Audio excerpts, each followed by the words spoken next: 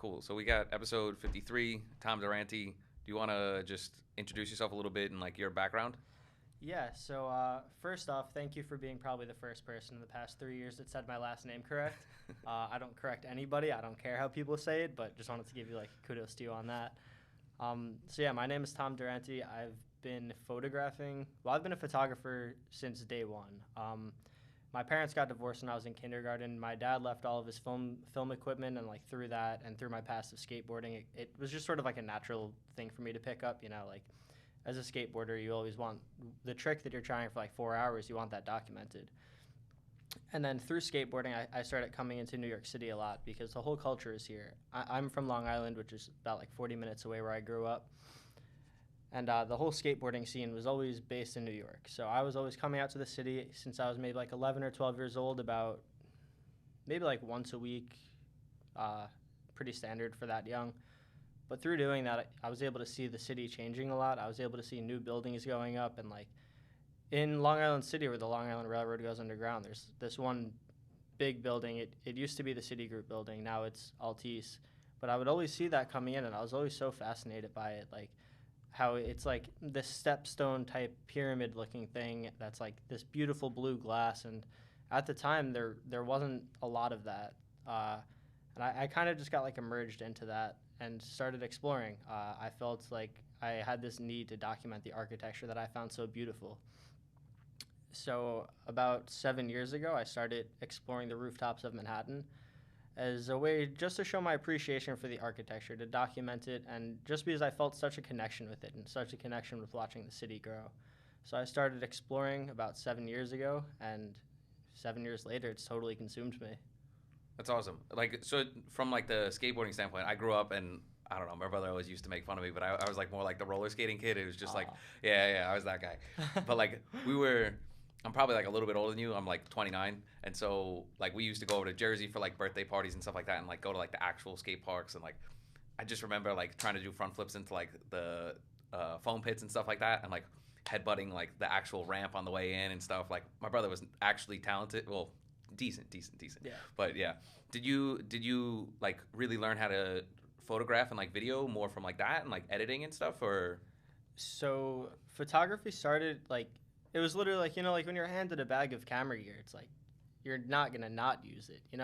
But I never paid any mind to it. Back in high school, like I've always been fairly stubborn. I've always liked like branching outside of what the rules said. So in high school, I was always too busy skateboarding and doing my own thing to focus or want to be there. So I actually ended up failing my photo classes in high school. But when I was like ditching my classes to go out and skateboard, I had my video camera, I had my film camera, and I was out documenting that. And through doing that, it really put me onto essentially how to use cameras first off, and then how to use and navigate editing softwares. So yeah, I pretty much just learned through that. Mm-hmm. So were you like, I'm guessing I'm correct that I'm a little older, right? So like, were you originally shooting with like analog stuff or like digital off the rip? So it started with 35 millimeter film cameras. My basement in the house that I grew up in, I lived there till I was 18 years old. The basement was a dark room, and I was left a bag of film cameras. So inevitably, I started using that to my advantage. But then it quickly transitioned over to digital. Like I filmed and released my first skateboarding film in my senior year of high school. After that, my friends sort of started. They were everyone's getting their license around that age, so they got into like building cars and wanting to do that. But I still like skateboarding, and it was hard to dedicate another 4 years with everyone going to college and like getting into other hobbies, into filming like another full skateboarding movie. So I just started taking pictures because it was just at that time it was easier. Like it didn't really we didn't have to wait 4 years to show anybody the footage that we got. It was you take a picture of like one individual thing and then that's there, and then you can just keep that and share that. So yeah, it kind of started like that, but I only like seriously started getting into digital photography when I started exploring. I think I got my first DSLR, I want to say maybe like 3 months before I did my first rooftop. I got that just because, well, I was fresh out of high school, so I lost access to a darkroom because I was about to move, so I couldn't use my basement darkroom. So I started using my high school darkroom, Couldn't use that anymore because I was about to graduate. So it was just pretty practical at that point, just start shooting digital. So yeah, I started doing that, and then when I started exploring, it was with my buddy Brendan, and he was a fine arts major in college. It was our first year of college, but like he's since day one, since I first met him, he's always been like that artistic kid that's likes taking photos and just creating something instead of just more or less doing what you're told. So he kind of started showing me the ropes a little bit on how to use these digital cameras, because like even when I was filming, it was like DVC tapes, and then when I was shooting photos, it was film. So he showed me how to use a digital camera, and then just over the years, it was just trial and error, and then just learning like what I want to photograph, how I want to photograph it, and how I want to portray my feelings into an image. Because for me, art is a medium of feelings and emotion. So there's like a big learning curve through that, and I'm never done learning. I'm still learning. It's still only the start, but I think that's when I first started like really getting into digital cameras and DSLRs. Mm-hmm. So from like that to now, like this is your upcoming drop. Like, what's the route of like how do you decide what rooftop you're gonna try and get onto? Like, how do you get onto rooftops? Like, how does that like? So there's like a gray area with what I can and can't say, but I'll be as insightful with this as I possibly can. Allegedly, the what's his name? Crap, the white Bronco guy. If I did it right, like. Yeah, absolutely. So it started just as like finding any vantage point. When I was brand new to this, it was cool. Like I want to photograph the Empire State Building because it's like beautiful. And, you could see that from like most of the places in the city. So it was just finding any vantage point and just trial and error. And when I started doing this in New York, the scene was super small. It was like maybe like 10 to 15 people that were actively doing this. And like exploring's been around forever, like everyone's always wondering what's behind the next closed door, or like what the view from the top of the building will look like. So that's been around forever, but there was, when I started, at least in 2014, there was maybe like 10 or 15 people that were like actively doing this and actively showing their work. So it became sort of like this thing where it was, or I guess at the time, people were only focused on doing a hotel because you could walk right in, or like a relatively like mid-income or low-income residential building because anyone could blend in there. Like any teenager with a backpack could just like walk right in. And about a year and a half after I started exploring and kind of like learning the ropes on like what people were doing and like how to really go about it, I started branching off with the person that I was doing this at the time the most. His name is Aiden, and we started just focusing on corporate offices. It's something that people hadn't done. Not everyone's physically able to. And we knew in a whole city that there's people exploring, and that those were the things that we're going to find like unique, and we'll be like the first people to be able to document it and document it properly, because not everyone can. So then I started just focusing more or less just on offices. And then in about 2017 or late 2016, around like November 2016, I met E. He goes by EM1T. He was one of the people in the show that I had with Drift. And he was still fairly new to this at the time. I showed him everything that I'd known about it, but then he also brought in, like, he's an incredibly smart person. So he brought in, like, all of his knowledge that he's had, not even just about exploring or going up to roofs, just, like, he's the kind of guy that you could sit down and have a conversation with and you learn something new every single time. So he started bringing a lot of this, like, out-of-the-box thinking my way. And then together we just started, like, checking off, like, everything that was ever, like, on my list, I guess you could say, quote-unquote.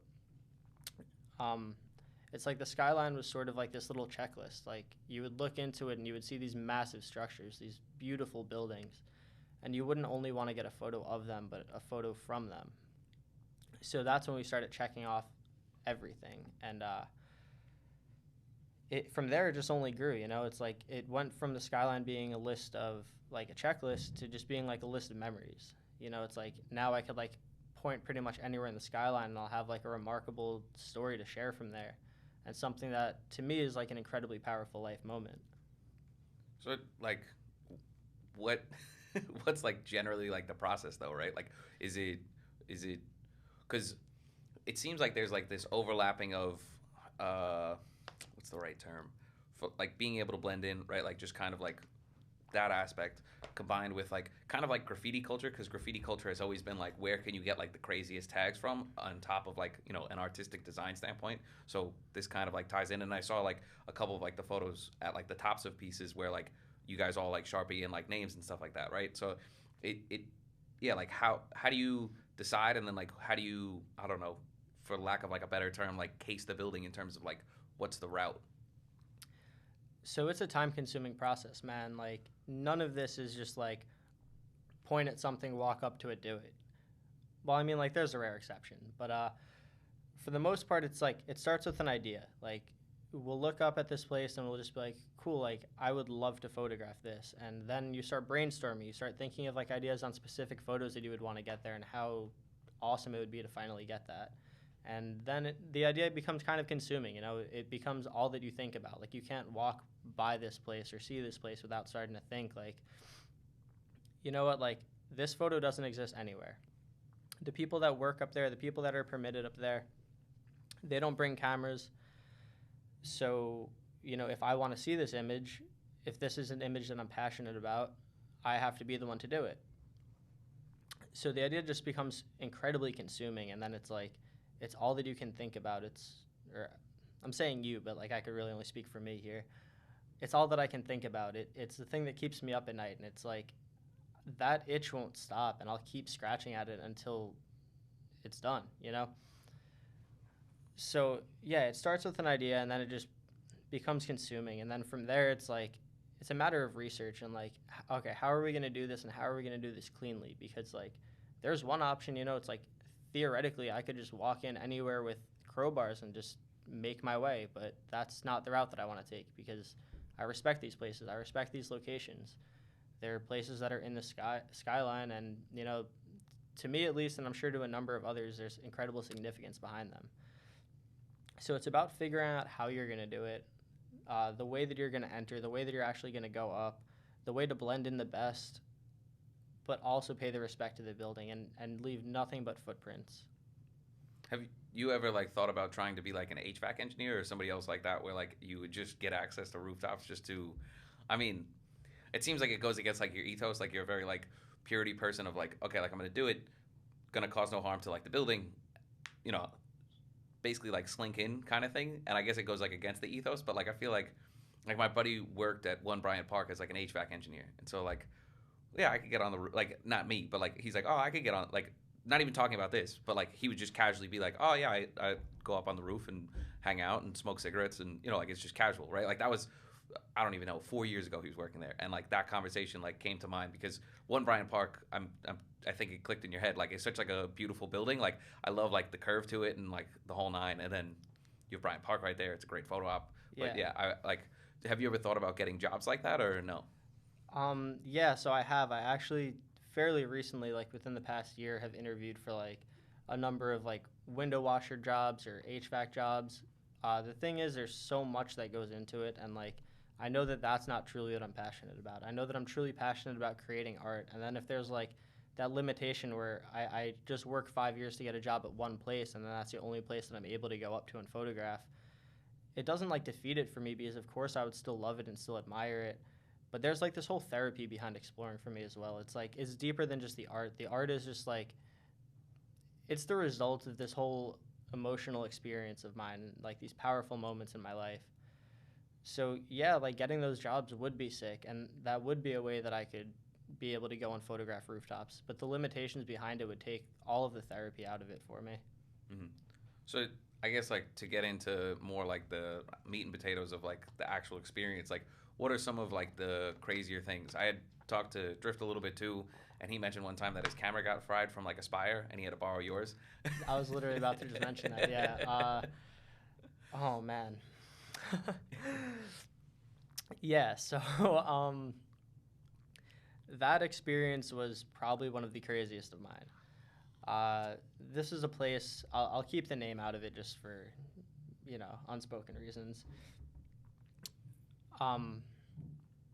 I've been here a number of times already. I didn't really want to go back, but like I was sort of going through some stuff, and the opportunity was there, and it was just like with two of my really good friends, Drift and E, and Like it was something I just couldn't pass up on in the time being. Like I knew that like right then, right there, I needed to do this. So we went there, and to my surprise, the last group of explorers that were there prior to me, they left like a trail of property damage. So after that, the rooftop got very tight, very secure, and to our surprise, we still made it up. Uh, Everything was going incredibly well, and then we're all hanging out, we're taking some photos, and then this worker walks by, and he gave Drift a wave, he gave me a head nod, made direct eye contact with him, like there was no question if he saw us or not. So we were kind of like, all right, well, that's the next question. Does he care? Does he think that we belong here? Whatever. So our best bet was just to, go up the spire. It's like we're here and, there's not really any hiding places. So let's just start climbing. So we climb it. The winds are beyond insane, man. Like so much so to when I was climbing, the mask blew off of my face and I had to like go around and catch it like as it was blowing away kind of thing while I'm climbing a ladder on like a massive structure. And that was only at the bottom, and it only got windier and harder from there. As we keep climbing, the spire starts swaying, and it's a big metal structure in the wind. Like it's going to sway. It's not going to topple over, but it's going to sway around a little bit, especially when you're on it. And then like there's this one portion where it's like pitch black.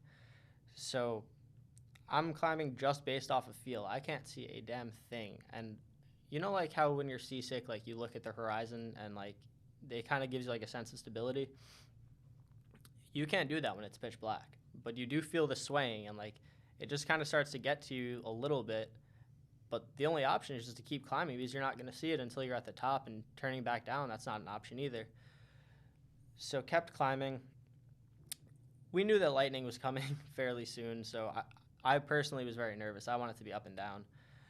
So I get like a couple of photos of mine, Drift gets his, we climb back down, and as we're climbing down, I turn around, I take a photo of the skyline, and I see like this wall of rain coming towards me.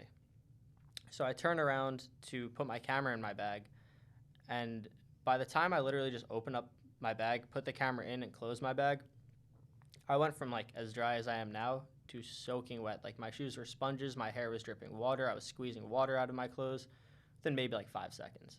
Like it was raining that hard. So we climbed down to the base of the spire, and me and E are like, okay, like we've been here before. This is miserable at this point. Like let's leave. And Drift, being like, trained in special operations, he's like, man, I don't give a shit about the rain. I'm staying here. So we're like, okay. So we say our goodbyes.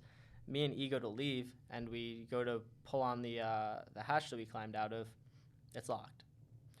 So we check 2 others. They're locked. So then we go down to like the lower rooftop, and in order to get there, you have to like walk across this beam that's like about like 7 inches wide, and it's not that far of a walk, but like there is like a 50-foot drop below it, so it's like a little nerve-wracking as is, let alone when there's like 50-mile-an-hour winds and this pouring rain. So anyway, we climb down. Me and E check every other way in. Nothing's working.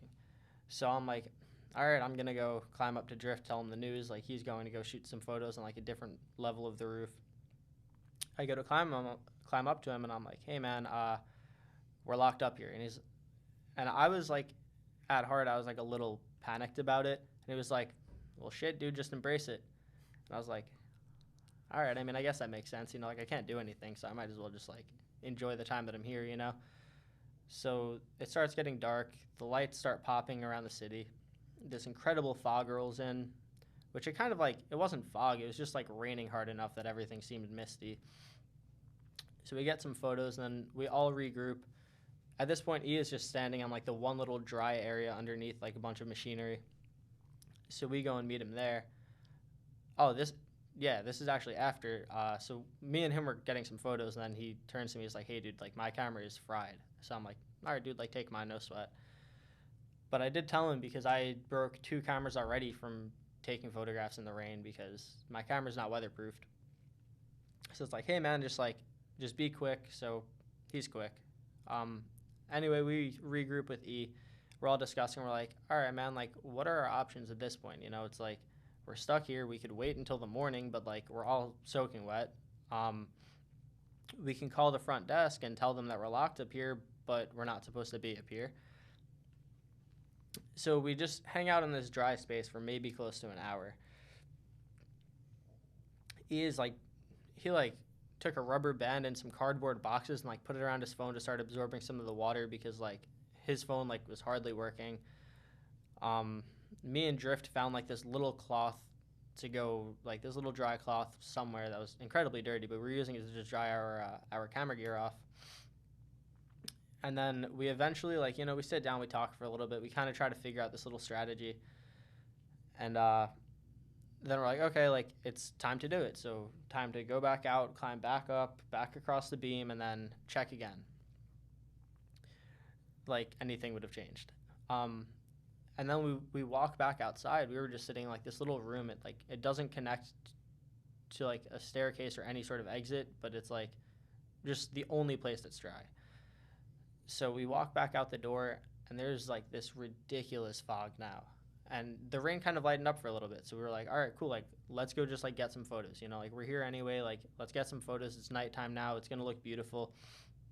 So we start shooting. I hand my camera to Drift. Instantly starts torrential downpouring again.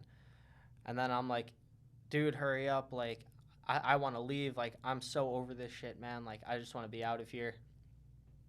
So we pack up. And we're about to walk across the beam to get back over to where we can hopefully climb inside.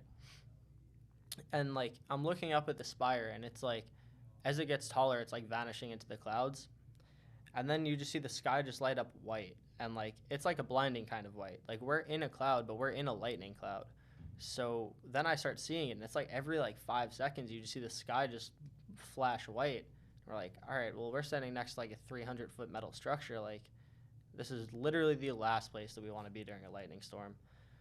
So back across the beam, check everything, and, luckily something worked out. There's still, like, a lot more to that story that it's going to be in a book that I write down the line, but for certain reasons I got to leave some of it out. But, yeah, man, that was ridiculous. It was just like we were trapped, like there was nothing that we could have done.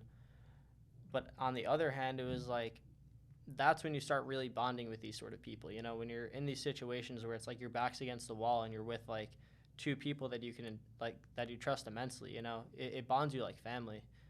So like, not saying that we weren't family before that, but like those are the situations that like it bonds people. Yeah, when you go through some shit, that kind of thing. Yeah, totally. So do you think like the worker locked you guys up there? That was a discussion that we were kind of like circling back and forth about. Part of me says yes, but then, as I mentioned, like the last people that had explored that building did a lot of property damage. Like, there's right and wrong ways to do things, and in my opinion, property damage is always like, like out of the picture.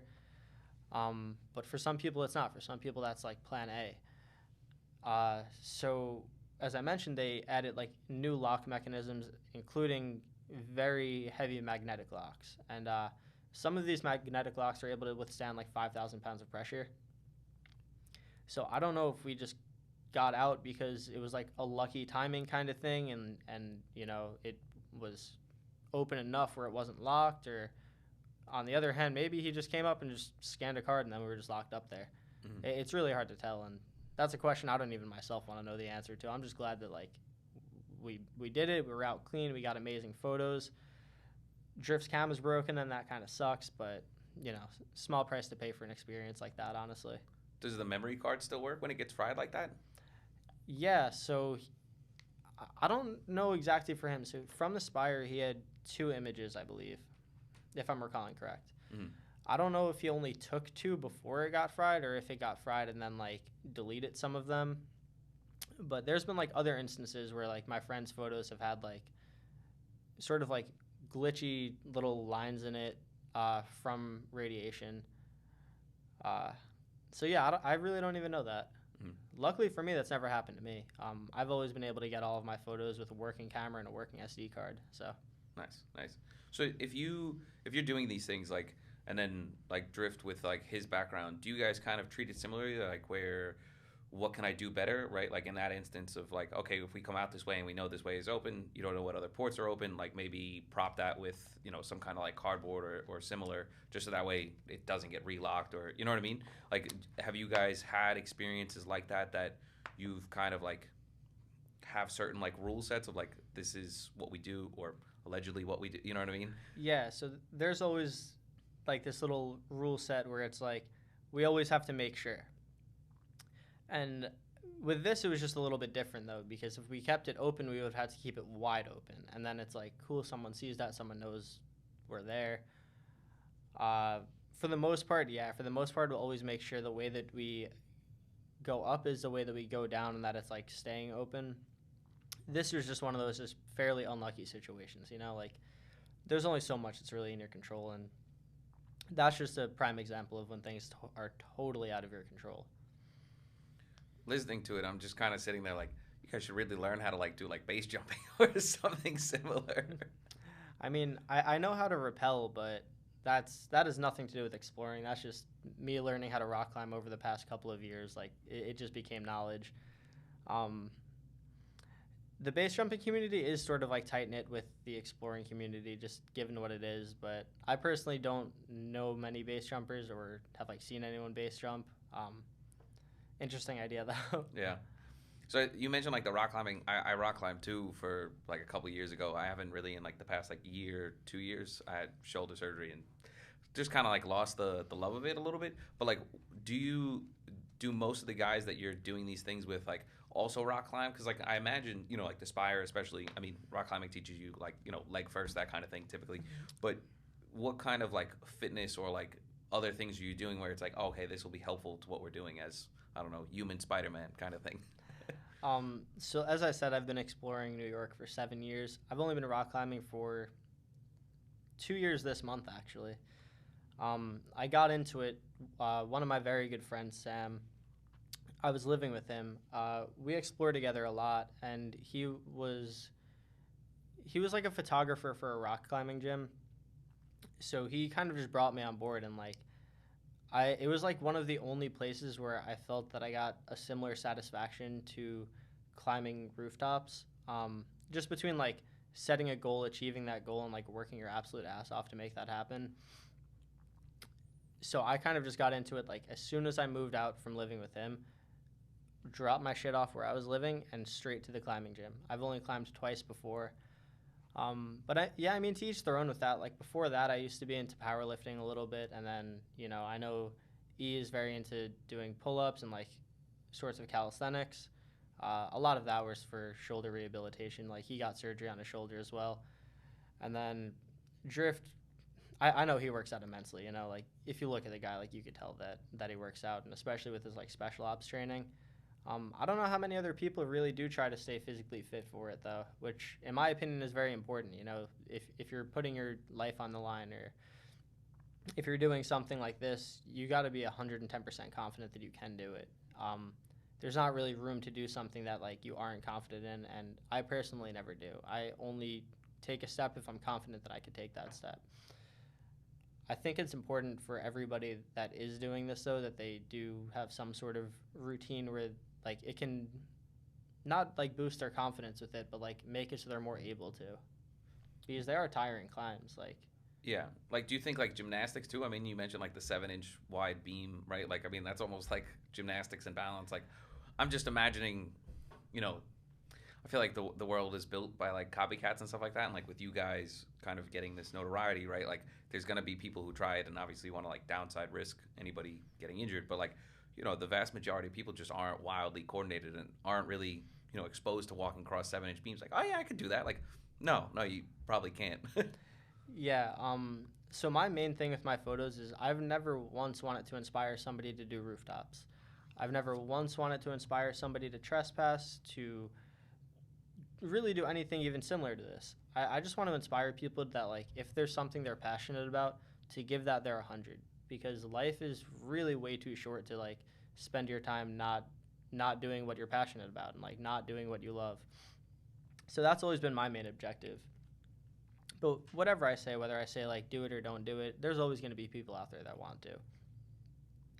And the risk is always minimal. It's just about how much you take. You know, it's like I could have been on that rooftop but not climbed the spire. I could have been on that rooftop and just, you know, photographed the view or photographed like the base level of the roof, which, you know, like a majority of rooftops, there is like that safe zone. You know, there is that barrier between you and the edge. There's typically like a little bit of a wall that's around like chest high maybe. And, you know, you can stand behind that. Like you can always stay in your comfort zone. But like I said, I'm not trying to inspire anybody to do roofs. I'm not trying to inspire anybody to go to these places. It just happens to be what I'm passionate about, and you know that's what I'm giving my all to. Mm-hmm. So do you guys also take like a lot of photos with like rooftops, but also a lot with like bridges? What's like the differences between like the bridges? From the mental, it seems like the like bridges are a lot more like physical, and you just kind of have to like be doing it at the right time. Where like everything with roofs seems a lot more opportunistic and you know thought process and planning and that kind of thing. So it's all calculated risk, man. Like more or less what you said is true. You know, with a bridge, it's like since it's not active and there's not hundreds to thousands of people working there every single day, a lot of it does just come down to like gathering all of the information that you can, and then one day just sort of like pulling that trigger and just being like, all right, today's the day that I'm going to go and photograph that. Of course, it varies per place. You know, like nowhere is the same. With buildings, that's more of my comfort zone. I like talking to people. I like being in these situations where I'm blending in, having conversations with like just totally random people that like I know nothing about and they know nothing about me, but we're just talking for just the sake of making small talk. I think buildings are way more calculated. They require a lot more research. They require that sense of confidence that like you can be in there and then like whatever situation is coming your way that you can embrace it and like take control of it. With bridges it's a little different, you know, it's typically a one way up, one way down kind of thing, and like the thing is like if someone sees you, it's downhill. If no one sees you, it's uphill. And there's not really a big middle ground between that. How do you think COVID, like what was your experience through COVID with like trying to do this? Were you still trying to do it in the middle? I imagine like in the city that never sleeps with millions of people and all the shots that came out of like Times Square empty, and then you're trying to go into office buildings, it's got to be more difficult, I would assume. Yeah, I don't want to say more difficult, but it took a lot of getting used to. When COVID first happened, like when we first went into quarantine, I didn't really come into the city much. I was home, I was just staying with my girlfriend, and really all I was focusing on was the small things in life, you know, like taking the dog for a walk, or you know, just watching a movie with my family, or something little like that. But then like fairly quickly I started like missing the city because, as I said, like exploring is therapy for me. It helps me deal with a lot of mental struggles. On my worst days, it's there, it's uplifting. It gives me somewhere to sit and just look into the city, listen to the sounds of the city, the cars laying on their horns, birds in the sky. Like it brings a lot of peace into my life. And with that gone for a number of months, things kind of start to spiral downward a little bit. As life goes, you know, life goes up and then there's downs. And when you're stuck in a house, or stuck in your element as someone that loves getting out of their element, like it really starts weighing on you. So I want to say it was maybe like 5 months after COVID that I started exploring again, but it was a slow start. It really started again like one day I was just having a bad day and I was at my girlfriend's place, and at 2:30 in the morning I woke up and I just tapped her on the shoulder and I was like, hey, I'm going out and I'm climbing something right now because like life has been driving me crazy, and this is what's gonna like it brings me peace, and this is what I need right now. And like, you know, anyone else would be super pissed that like their significant other just woke them up at 2:30 in the morning to be like, hey, I'm out, I'm gonna go take photos. But she understands that. She's always understood that. So she was like, okay, like be safe, send me some pictures. And then as I was leaving, like her mom came downstairs and she was like, did I hear that right? Are you going to climb a bridge? And I was just like, I said nothing, and I was just like, she was like, just be safe. So I went, I sat up there through the sunrise. It was incredibly foggy.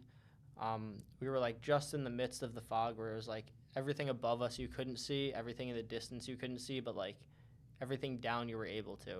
And a little bit out. And like just watching the cars drive by and like the clouds go across the other tower of the bridge, and just being there with like some of my best friends and taking photos was an experience that I really needed. So then after that, I started kind of slowly getting back into the swing of things. But of course, everyone's working from home, you know, offices aren't open. So then it required this different out of the box thinking where it's like, instead of blending in one way, we're going to blend in a different way. Like if office workers aren't allowed in the building, we're going to blend in with whoever is allowed in the building. And it was like this kind of like slow shift from like one thing that I've been comfortable doing for 6 years to something that's like totally new for me, but I was still capable of doing.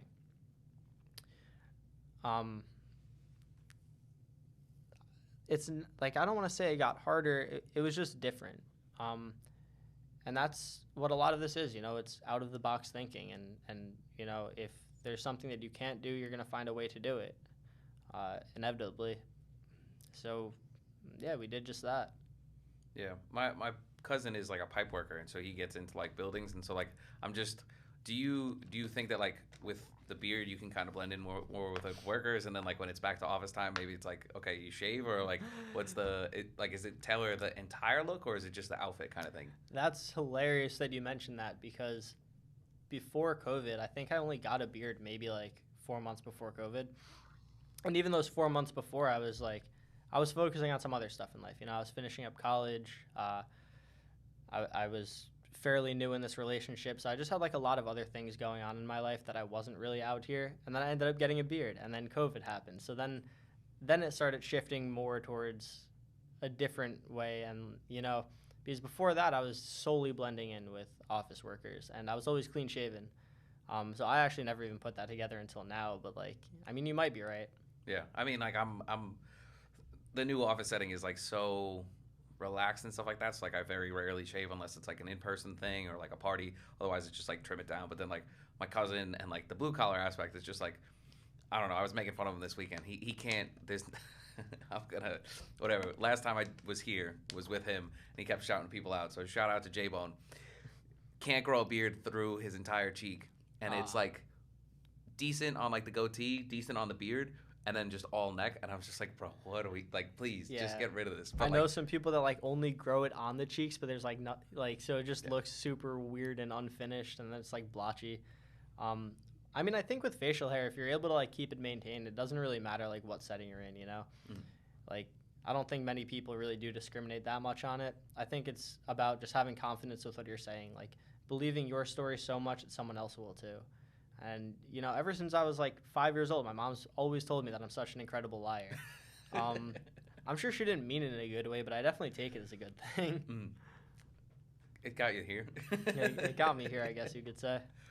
So, like, what's the like the gear aspect, right? Like, I'm a big like hiker and camper, and so like I'm super enthused about just like what bag fits to this, and like you mentioned not waterproofing your camera, so like I'm curious if you're gonna plan to do that. Like, what goes into the day to day with you guys? So, up until my birthday last year, I always just used just a regular backpack. When it rained, my camera stuff got soaked. My girlfriend got me a waterproof camera bag, which was a game changer. For me, I carry a lot because I'm going to these places, but I am a photographer, so I just have a camera bag, tripod, a couple of lenses, maybe a raincoat. I have like these little raincoats that like fold up into a pouch like yay big. It's really just that. I always pack light, and I'm always fairly underprepared for everything. But like, keep in mind, we're going into a main city, you know. It's like if there's anything that we forget, we're not in the middle of the woods. We can go and get it in terms of whatever we need. And if we forget it and we don't really need it, it's like we probably won't miss it that much for that one day, you know. It's like, because I'll probably be home in another 4 hours. Yeah, I just like imagine like there's a brand, I forget, I want to say it's Hex, and they make like the suits that people wear where they can like touch sharks for like it blocks like the electromagnet field that fish and I don't know aquatic things detect. And I think they make these like sling backpacks that are like pretty awesome. I don't know. I think it is Hex. Yeah. I used a Peak Design backpack. There wasn't really anything particular that geared me towards liking that one. I have a lot of friends that use that. They've said nothing but amazing things about it. Their warranty is great. And I was just with my girl one day in REI, and I was like looking at it, and then like 2 weeks later, I just ended up having it. It's like nothing I even asked for. I guess she just kind of like read my mind, like, cool, like that's the one that he wants. But she saw me, like I was like throwing like thousands of dollars of camera gears into like this random New Balance backpack, and like not protecting it at all, and like I've had gear break because of that. And she was like, like you spent all this money on this gear, like get something to protect it. So thankfully she did, man. Like best gift ever. Yeah, like the wrong angle of like cheapness, right? Or Yeah. legality. Yeah.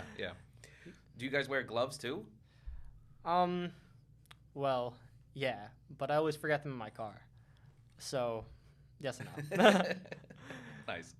So, like, I guess from like close to the end, like I'm really curious how you guys kind of like discovered the NFT space, like how you guys have been finding it, and like what you guys have planned for the future. So we all found it in different ways. Like if I'm speaking on like me, Ian, Drift found it because he had no choice but to find it. For him, it was like find it or don't afford lawyers, and like your freedom is going to suffer because of that. So for him, he found it, and he found that fully on his own. I kind of started seeing Drift do it, and I didn't really know what NFTs were. I didn't pay it any sort of mind. I was always like, I've always kind of been a purist, and like NFTs are very new. So for me, it's like the end goal was like make these books about these experiences containing these photographs. And then he actually approached me because he knew someone from Super Chief, and he was like, hey, so like I've been talking to him a lot about this gallery, and I want to bring you in on it. And so I started talking with them, and then they're kind of like, all right, well, it's going to be an NFT show. And I was like, I was pretty weary about it because like I've never been big on crypto. I've never been like, I don't know, I'm old school, I guess you could say. Like I've always just kind of liked like physical work. And then as I started like researching it, like NFTs and stuff like that, and kind of getting more involved with the NFT community, I started seeing that it wasn't just like this weird thing where it's like anyone can do anything and someone will try to buy it, but it's actually just like a way to give artists that are more of an outcast a chance to shine, which exploring falls into that category. That guy Brendan, that when I started exploring with him and I started taking it serious and he went his way, he told me, Tom, if you ever want to make a living off of art, if you ever want to be an artist, there's no room for this in the art world. And I told him that he was wrong. I was like, you know what, I'm going to make room for it because it's what I'm passionate about. It's what I feel emotionally attached to. And if an artist feels an emotional attachment with their art, then other people are going to as well. If they believe that what they're doing is beautiful, other people will as well. So that's the mindset that I've always had with this. I always knew that what I was doing was beautiful. What I was doing, it's like my everything, It's like it gives me purpose on days that I don't have any. It's so much to me. And I knew that that was powerful enough to me that someone else would find that as well.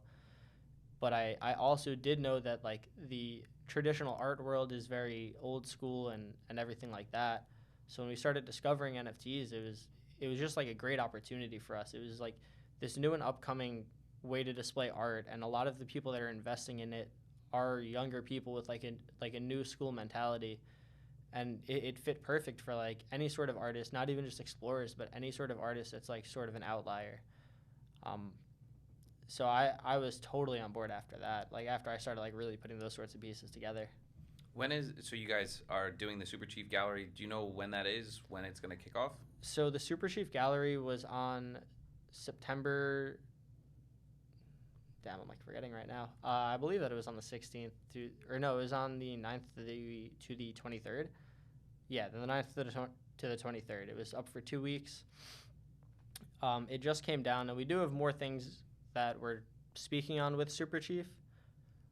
Me personally, I know that I have this piece that's dropping on Foundation in October, and then I have this project that I've been working on for a bit over 2 years now, and it's finally just about done, and I'm really excited to release that. It's going to be a physical book along with a number of NFT drops. Like there's going to be 2 main drops for the pieces that are in the book, and then there's going to be a couple sets on the side of it.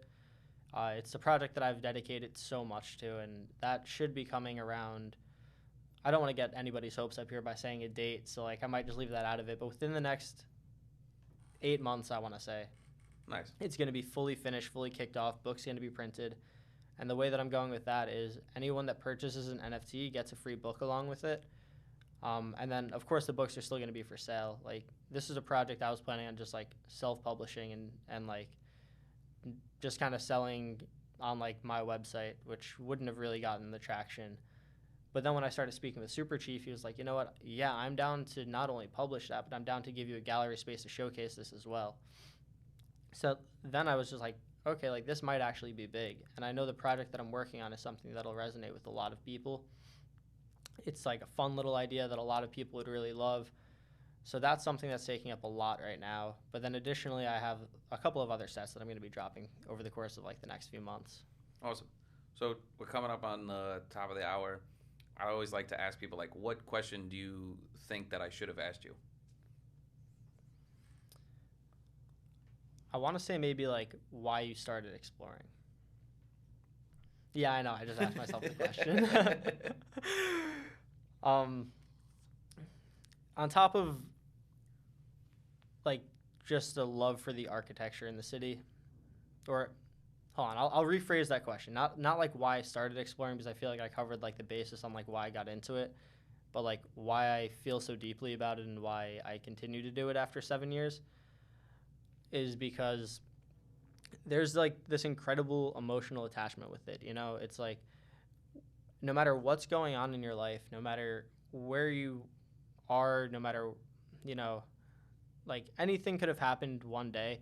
But then when you start planning these missions, when you actually like go there, when you step foot in these buildings, that's the only thing that you can focus on. You know, it's like you can't like take your attention away from it for a single second from start to finish. And sometimes these missions are long. Sometimes they're like 6-7 hours long.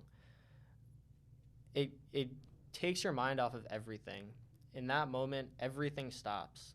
The only thing that you can focus on is the people that are around you and what you're doing in that given moment.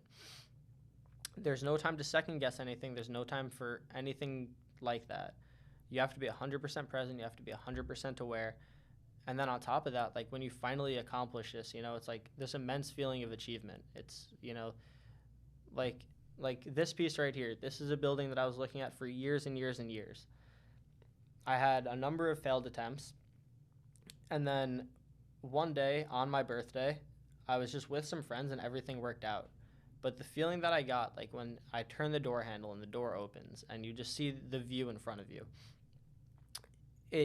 you're instantly like overwhelmed with achievement, and like you feel this sense of bliss and this sense of freedom on top of like the anxiety that things might go wrong, or like you might get caught, or, you know, like any handful of things can happen. You feel this overwhelming sense of peace and achievement, you know, like you listen to the city, you talk with your friends, you're there creating beautiful artwork, and the art is just like the end result, you know. It's like there's like this whole multi-week to year to like however long process to actually get there.